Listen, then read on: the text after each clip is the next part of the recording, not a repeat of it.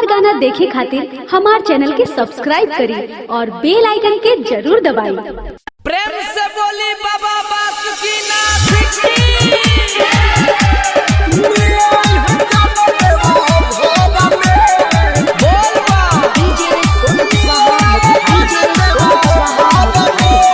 Music director अरे हमरा के नाही तू माना करो, सावन में जोनी तू बहाना करो, जोनी रह अपना घरवा के डर में, हो रह जोनी घरवा के डर में।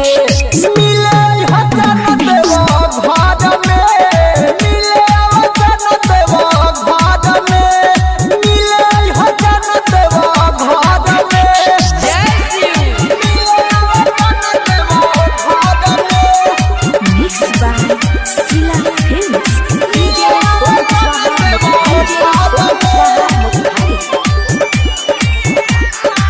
हम मिले के खाड़ा हम जलावे हो,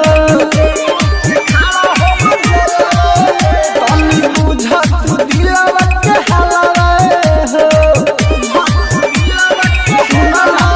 हम मिले के खाड़ा हम जलावा हो, तनी बुझा तू दिलवा के हलावा हो।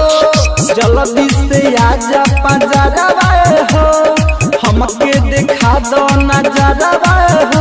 बात सुन सुन सुन ये गोरी, गिर जाई भोला जी के तार में, हो गिर जाई बाबा जी के तार में। मिले हसन देवा घर में, मिले हसन देवा घर में, मिले हसन देवा घर में।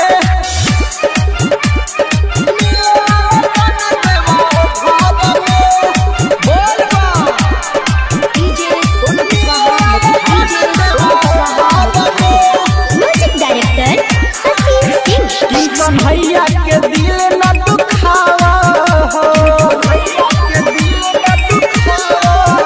रानी जल्दी से मिले तू आवा हो। आशिक के दिल न दुखावा हो, रानी जल्दी से मिले तू आवा हो।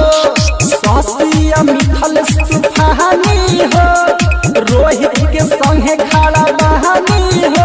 बात सुन सुन सुन, गौरी हेमंत कहे जइह पला भर में, गौरी हेमंत कहे जइह पला भर में।